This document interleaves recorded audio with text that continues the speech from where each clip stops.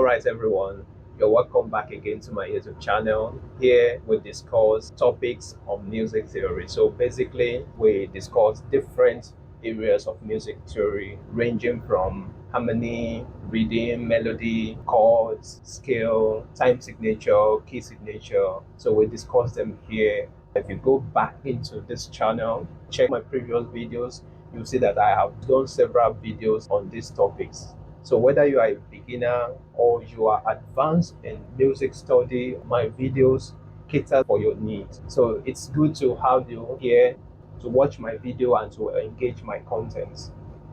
If you are new here, kindly subscribe to my channel, engage it, like, comment. If you have any topics you want us to treat, you can share them with me and I will pick it up from there. Right. Having said that, let's dive right into it.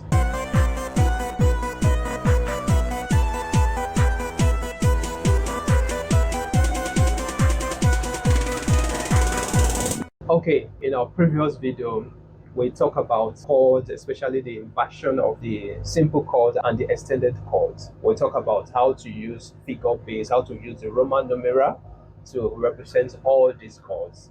Okay, so today we want to talk about another important aspect of harmony, and this important topic is called cadence. What is cadence?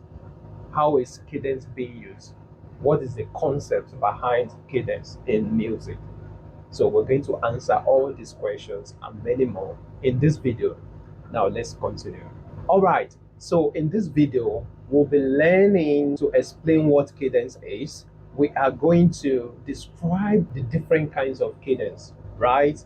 And of course, we're going to learn to identify the common kinds of cadence in a piece of music and where you can find them, right? And we're going to also list some other less commonly used cadence, right? The question is, how will you describe a cadence? You see, just like in making a simple sentence, there are at least two phrases that come up to make a sentence, right? So the same way in piece of music, to make a musical statement, you have your melody or you have the musical progression in a certain way that it contains several parts called phrases, two or more parts coming together to form this piece of music. So a cadence actually helps to denote the end of each phrase or each fragment of a melodic idea in a piece of music. And in harmony, this is usually denoted with chords. So two chords are usually used to represent this. So the question is, what is a cadence? You see, just like making a sentence while speaking, also in a piece of music, we combine melodic fragments or melodic ideas to form a piece of music, right? So this is where cadence comes in. It helps to punctuate, to mark each melodic idea or each phrase in a piece of music. So that's what a cadence does. It gives a sense of partial closure or a complete closure to a piece of music. So it's as if you are traveling, right? You woke up in the morning from your house, you move straight to the bus stop, and from the bus stop to the school, and from the school you went to the gym, and from the gym you went for rehearsals, and from the rehearsal then you head back home, right? So this represents a series of what you do in a day, right? So the same way in a piece of music, there's progression of notes. Usually you go from home, which is the tonic of a piece of music, right? You go from the home and you move, move, move, move, move, move, move, move, and come back home again to give a final closure. So a cadence actually helps to amplify this closure, whether a partial closure or a complete closure. So that's what a cadence does. So the question is, what is a cadence? So simply, a cadence is a series of notes or chords that ends a melody, giving the listener a sense of partial or complete closure. There are so many kinds of cadence, but before that, let's try to identify the cadence in this piece of music. Okay, so we're going to summarize this topic using these two popular music, right? So here we have Ode to Joy and Green Sleeves. All right, the first one.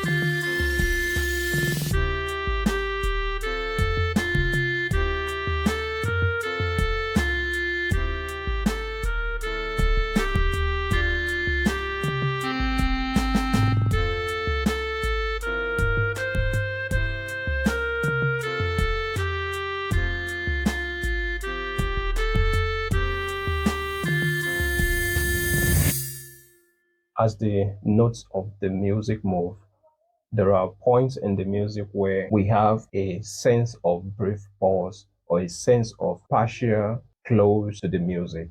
So this is the point where we have cadence in the piece of music, right? Basically, in a piece of music, you can have two or more points in the music where you have cadence. For instance, when you have a piece of music with two phrases, the first phrase will be like an incomplete phrase or an incomplete statement, right? So the end is usually with a cadence, right? That is a partial cadence now. And the end also have the complete cadence, the final cadence. So we're going to talk about these kinds of cadence as we go on. But let's talk about the points where we have cadence in this piece of music. So we have cadence at this point in the music, right? So let's listen to it again.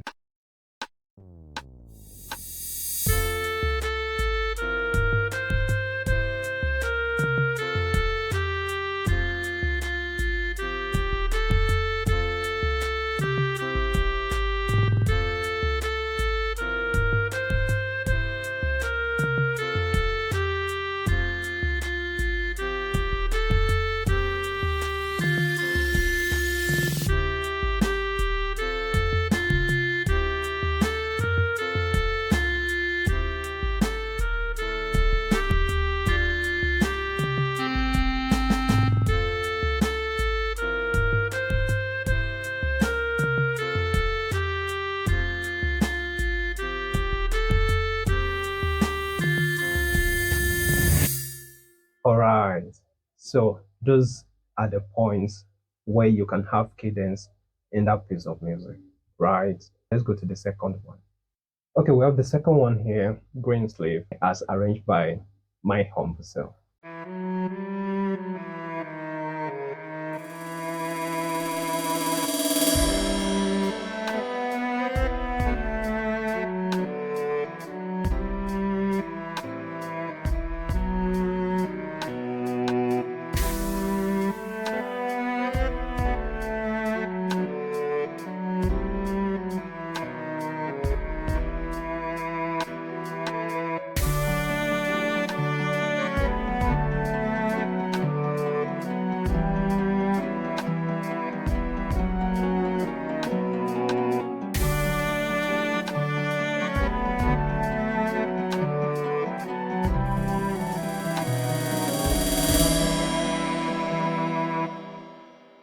All right. So we have cadence at those points in the music, right? You see, at that point in time, you see a sense of partial closure or complete closure, as the case may be. So let's listen to the music one more time and you see what I'm talking about.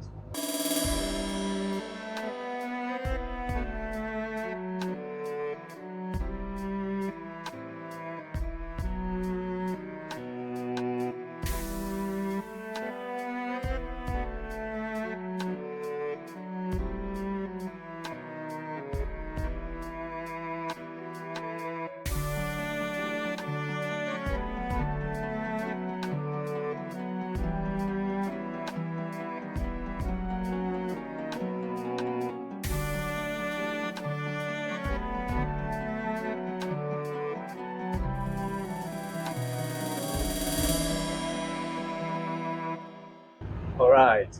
So So actually, cadence also help to denote the end of every section of a musical form, right? It helps to denote the end of every section of a musical form. If you go back to the different kinds of musical form, the binary, the ternary, be it the rondo, so you see cadence appearing at the end of each section in all these musical forms. So we have this as it's a sense of completeness, right? And when you hear this part, it doesn't really sound complete, right? It sounds incomplete. And here it gives a feel of total finality to the music. So you have the final cadence or the complete cadence that shows the end of the music here. Just like in the previous one, here, this gives a sense of partial closure. It gives us a feel of something is coming, or we are still expecting something more. So that's what this cadence does. That's what this kind of cadence does to the arrangement of the music. So it gives us a feeling that that's not the end of the music. Just like when you are making a sentence and the sentence contains two or more phrases. So you see that the first one, the first phrase could be incomplete. When you say I'm going to where? Well, I'm going to the market. When you say I'm leaving for where? You say that I'm leaving rather sounds incomplete in a sentence. But when you say I'm leaving for work, then you have a full statement, a statement that makes more sense. So the same thing here. When you play the music to this point, it doesn't really give a feeling of completion of the music. It gives a feeling of partial completion. And that's what the cadence does, right? This kind of cadence here shows an incomplete cadence, right? But what we have here actually gives a sense of complete finality, right? But that's not the end of the music, right? We still have more. So the final cadence actually gives the feel of the end of the music itself. So that's what the cadence does here in this piece of music. All right, let's talk about the different kind of cadence. So basically, we have the authentic cadence, the half cadence, Plagal cadence, and deceptive cadence, right? So authentic cadence could be perfect authentic cadence, could be imperfect authentic cadence, as the case may be. And it actually gives the feel of the end of the music, right? And half cadence gives a sense of partial closure to the music. And Plagal cadence is just like the authentic cadence, it gives a sense of finality to the music. In church music, it's also called the Amen cadence, right? Fa, mi, amen, right? So it gives the sense of complete closure to the piece of music. And deceptive cadence, just like the name implies, it's also called the interrupted cadence. It tends to give us a feel of complete closure to the music, but rather than giving us a sense of complete closure by going to the home or by landing on the home chord or the home notes of the piece of music, it rather goes to another note or another chord. So we're going to talk about this deeply, extensively as we progress. Now follow me and let's go. All right, so what is authentic cadence? Authentic cadence gives a sense of finality by the end of the music or phrase. It is formed when chord 5 moves to chord 1, right? So, like I said previously, an authentic cadence could be perfect authentic cadence, that is PAC, right? Or imperfect authentic cadence, IAC. So you use this a lot when you are doing music analysis. So if you are a music theorist or if you are a student of composition, music analysis, you can come closer. So these are some of the tools you use in analyzing a piece of music, either your own composition or works of other composers. So these are some of the tools you use. So now let's try to distinguish between these two, the perfect authentic cadence and the imperfect authentic cadence. Perfect authentic cadence gives a strong sense of finality through the progression in both the soprano and the bass parts. So remember chord 5 going to chord 1 is the authentic cadence. Again, 1 is the home. So it gives a final closure. So you're going back home, right? So in authentic cadence, you're actually going back home, right?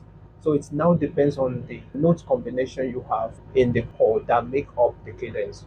For you to know if an authentic cadence is perfect or imperfect, you watch out for what happened in the soprano part, or what happened in the first part, or what happened in the bass part, that's the fourth part, right? So you look at what happens there. So that gives us the idea of if it is a perfect authentic cadence or an imperfect authentic cadence. So now let's see what I mean in this piece of music. So here we are on F major, right? So in this case, you have the leading note going back to the tonic in the first part. It gives us that feel of T, Do, right? Okay, just like how it sounds, it gives us a sense of home, right? And also the bass, right? In this case, there's no inversion. So the bass progresses from the dominant pitch in the scale back to the tonic. So from dominant pitch, C, down to F, which is the tonic. Remember, we're on F major. So that gives us a final closure, and it gives us a sense of complete closure. Now let's continue. So this is an exercise of perfect authentic cadence. So I want us to solve it together. It shows that a perfect authentic cadence can progress from 5 to 1 or 5-7 to 1. Let's try to create a perfect authentic cadence using this. We are still on F major. So we have our soprano coming down home, re, do, the alto, that's the second part, going to C, and we have the tenor going down. So that answers that. Now let's go to the second one. So we have this going down. We can have this going down too, and we have this going down. So we have the seventh here. So you see that the B is the seventh because the chord will be C, E, G, B, the seventh. So usually to approach the seventh in the progression, it's usually go down a step. Now let's see how these chords sound. So the first one sounds this way, and the second one will sound this way. Okay. All right. Now let's go to the next one. So we also have another example here of perfect authentic cadence. If you know the answer, tell us what is the soprano's progression, what's the alto's progression, the tenor progression, right? Invariably, this is the bass progression or the fourth part, right? So let's answer the questions together. Again, the soprano or the first part goes this way. Okay. The second one, alto will go this way. Tenor will maintain that note and remain there, right? So if you look at this, you see that we are not on a major tonality. Okay, now let's see how it sounds. So it goes. Okay, so if you look at how the chord sounds, you see that we are not in the major tonality. So of course, this is a minor scale, right? And even judging by the raised seventh note of the chord. So in the study of harmony, if you are dealing with a minor scale in harmony, you usually use the harmonic minor scale, not the natural minor, right? And that's the reason why the seventh of the harmonic scale progresses to the tonic. And another thing to note here, though I'm going to make a comprehensive video about that, is the arrangement of the notes. If you look at the stem, the note stem, see they are arranged in a certain way. Tenor and soprano faces up, then alto and bass faces down, right? So this is a standard way of arranging notes when you are writing for choir, right? When you are writing for four voices. So this is basically the arrangement. This is how it should look like, right? All right, let's continue from where we stop. We'll talk about the perfect authentic cadence, that's PAC. So let's talk about the imperfect authentic cadence. So you see that in imperfect authentic cadence, it's just like a weaker version of the perfect authentic cadence. And you know by the depth of the progression. So the depth of the progression actually tells us if it is a strong authentic cadence or not. All right, so and we've demonstrated that in the previous example of perfect authentic cadence, where the soprano goes home either from the leading note to the tonic or from the supertonic back to the tonic, and the bass definitely moves from the dominant to the tonic. So you see, this is very strong, right? But in the case of imperfect authentic cadence, you see that the soprano moves to any other note apart from the tonic. So that's the difference. And of course, the bass also progress from any note back home. Bass go also progress from any note back to the tonic. Different from the dominant to the tonic in the case of perfect authentic cadence. So this is the difference. Let's see this using the two examples before us. So here in this case, the soprano progresses back to the medians, right? It progresses from the subdominant to the medians. That's not really strong. So the alto moving this way and the tenor this way. All right, so you call this the imperfect authentic cadence, right? It's the imperfect authentic cadence. So let's go to the second one. But before that, let's see how it sounds. So it sounds this way. Okay, compare it to the first one, the perfect authentic cadence. And this imperfect authentic cadence. So see the difference. All right, so one is actually very strong or has a very strong pull, and the other one is also a sense of finality but a bit watered down. Okay, so those are the difference between the two. Now let's go to the second one and see another kind of imperfect authentic cadence. All right, so we have the soprano going this way. So remember, the soprano, the first part of this case, did not go home, did not go to the tonic. It goes to the medians, from the supertonic to the medians. Now let's look at the alto. So the alto remains the same note and the tenor this way. But let's see what happened in the bass. You see that we've watered down the progression by using the first inversion. So you see that it has been watered down. So if you listen to how it sounds this way, it has been weakened. Okay, let's see the stronger version of this cadence. It goes this way.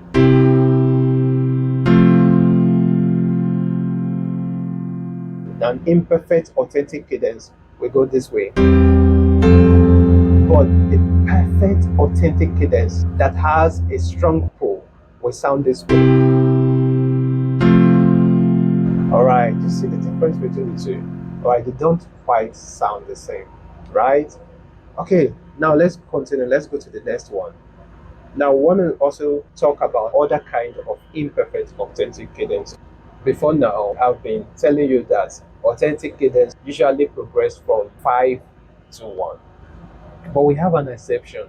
We can also have 7 to 1, right? But in this case, you're not going to use the root position of chord 7, right? You're going to invert it. So it's going to be in its first inversion. And in this case also, we have the first inversion of a diminished seventh, right? The first inversion will start from G, right? Because the chord itself is E, G, B flat. But the first inversion will start from G using the third of the chord. Okay, so I have done some videos on how to invert chords. So you may check this video for more. And you may also check my channel for more content on music theory. Okay, now let's continue. So, first inversion of a diminished seventh will start from G as far as the scale of F major is concerned. So let's see what happened to other parts. So we have soprano going this way, right? C, do, and we have alto this way, and we have this arrangement in the tenor part, right? So as a recap, in harmony, the soprano has the highest voice or the highest pitch, and that's why it is being arranged up here, right? So it has the highest pitch, followed by alto, followed by tenor, and the bass has the deepest pitch in this arrangement. Remember, in the previous class, I've told you that when you go up the scale, the pitch increases. So it means in this arrangement, the bass has the deepest pitch. That's why the soprano is always at the top, followed by alto, tenor, and bass, right? And they all form SATB. That is going from the highest to the lowest. So that's that about that. Now let's continue. Let's talk about half cadence. As the name implies, it doesn't give a sense of total completeness in a piece of music. It gives a sense of incompleteness, a sense of partial completion of the music, right? So it can be likened to using comma in a sentence. When you add comma to a statement, so it means there is more to come, there is more to be expected, right? So the same way, when you use half cadence, then it shows that that's not the end of the piece of music. There is more to come. So the same way, the authentic cadence can also be likened to a full stop in a piece of music. So in a sentence, when you have a full stop, it shows that the end of the statement, right? It gives a sense of completion to the statement. So authentic cadence gives a sense of completion to a piece of music. That's basically the difference between the authentic cadence and the half cadence. All right, now let's talk about some examples of the half cadence. The first one, we are on the scale of D major. So the soprano goes this way, alto this way, tenor this way. So it sounds this way. Okay, so again, half cadence usually progress from 1 to 5. It's just like the opposite of the authentic cadence, which progresses from 5 to 1. But in this case, half cadence progresses from 1 to 5. All right, so half cadence could also be 2 to 5, right? Half cadence could also be 6 down to 5.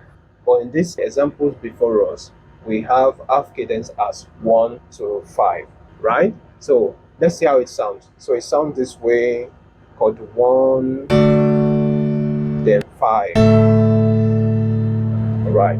So let's go to the second one. So we have another example, but in this case, it's a minor scale, right? It has the minor tonality. Let's see what happened here. So regardless, it's still a half cadence, right? So we have the first part of the soprano this way, the alto this way, tenor this way. So it goes this way, right? That's chord 1 on B minor, going to chord 5 on B minor. Okay, so that's that about that. Let's go to another example. In this case, we have chord 2 to 5. Let's see how it goes. We have the notes this way, and progressing to this in soprano and alto, and tenor we have this, then bass this way. So it sounds this way. Alright, so what key is this? If you know the answer, you can just drop it in the comment section. Remember, we didn't even talk about the tonic chord here, but just guess what key is that? So we have the chord 2 and we have the chord 5, but we don't have the tonic chord. But what key is this? Sounding 2, then 5. What key is that? If you know the answer, drop it in the comment section. Now let's continue. The next one is the Plagal cadence. The Plagal cadence, like I said previously, the Plagal cadence is also called the Amen cadence. Just like the authentic cadence, it gives a sense of completion or a sense of finality to a piece of music. But the chord combination differs from the authentic cadence, right? So usually the Plagal cadence progresses from chord 4 to chord 1. Then the progression going to the tonic is giving us the sense of home. It's giving us the sense of completion, of finality to that piece of music, right? Okay, we have examples here. So in the major tonality, we have this Plagal cadence on C major. We see the subdominant chord going back to the tonic, right? There is no inversion here. So these are the root notes of the chords. So you see the subdominant going back home, and that's the Plagal cadence. Chord 4 going back to chord 1. That's the Plagal cadence. And in the minor tonality, we also have similar arrangements. So in A minor, you see the subdominant chord going back home to the tonic. So these are Plagal cadence. So let's see how the first one sounds. So the first one sounds this way. All right, that's the major tonality. Now let's see the second one, the one in minor tonality. Sounds this way. All right. Okay, so let's continue. Let's go to the next chord. It is called the deceptive cadence, right? It sounds as if you want to go back home, but you end up going to another chord. So that is a deception, or the interrupted cadence. And usually, an interrupted cadence progresses from chord 5 to 6. So instead of going from 5 to 1, you see the progression going from 5 to 6. So that is an interrupted cadence. It's a deception. All right. So we have a few examples here. All right. The first one, you see that chord 5 going to chord 6. It is very, very important while approaching the chord 6. You see that the third of chord 6 is usually doubled, right? So what's the third here? The third is D. And you see that they are approached in a contrary motion, right? So that is the best way to approach the interrupted cadence. Number one, you double the third of the chord, and number two, the doubled notes are approached in contrary motion. In this case, it goes up, right, in the tenor notes, right, from C to D, and in soprano, it goes down from E down to D, right? So let's see how it sounds. So it sounds this way in the major tonality, this way, yes, and in the minor tonality also have similar arrangement. So in this case, we also doubled the third, right? Instead of doubling the root, we double the third here, and they are both approached in contrary motion. So you see that the doubled notes are found between alto and tenor in this progression. So you see, going down from C to B, right, in this case, and in the case of tenor, going up a step from A sharp to B. So it sounds this way. Right, sounds that way. Okay, so that's that about that. Okay, so far so good. We've talked about the four popular kinds of cadence. We've talked about the perfect authentic cadence, the imperfect authentic cadence. We've talked about half cadence. We've talked about the Plagal cadence, and we've talked about interrupted cadence. The authentic cadence progresses from 5 to 1.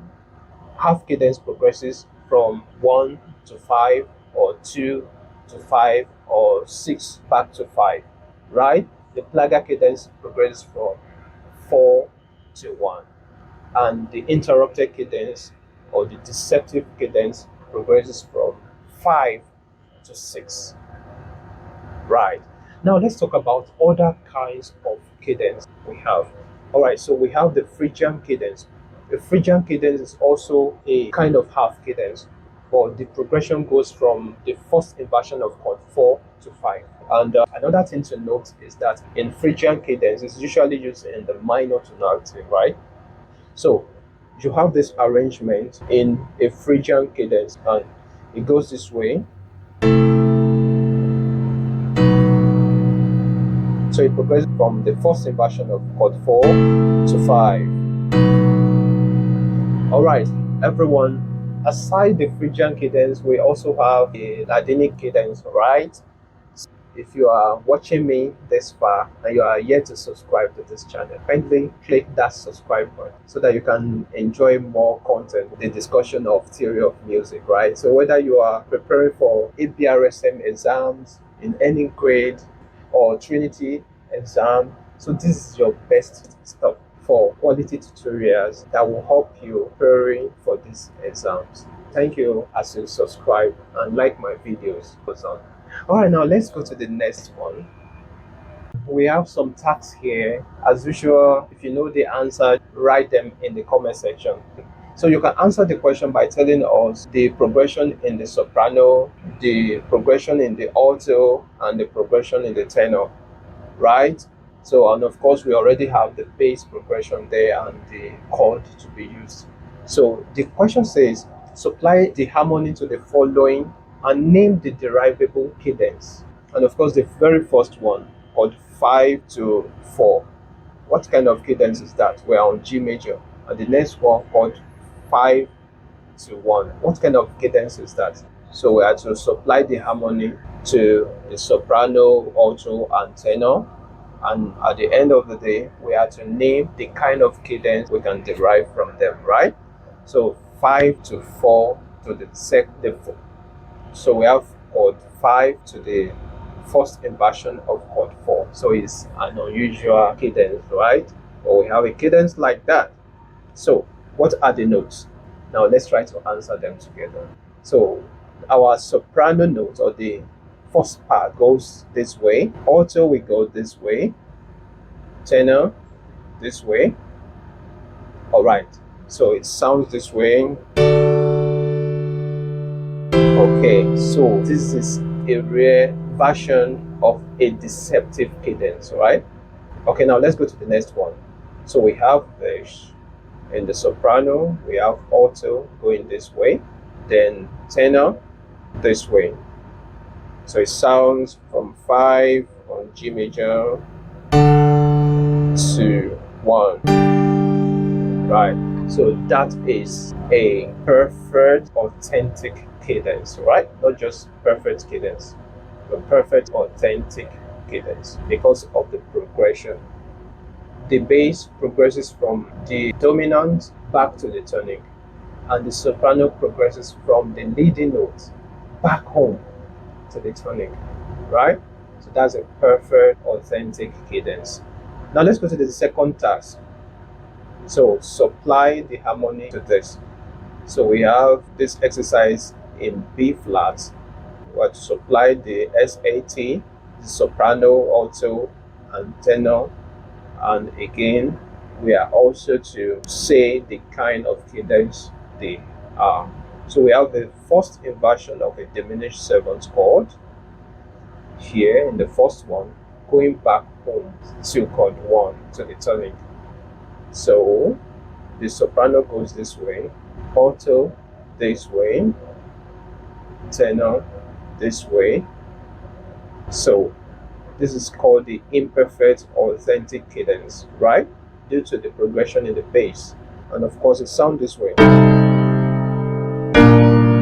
Okay, so let's go to the second one. So quickly, soprano goes this way, alto goes this way, and tenor this way.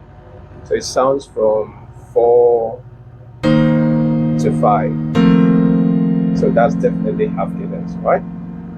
Let's go to the next one. All right, let's continue. Let's go to the next one.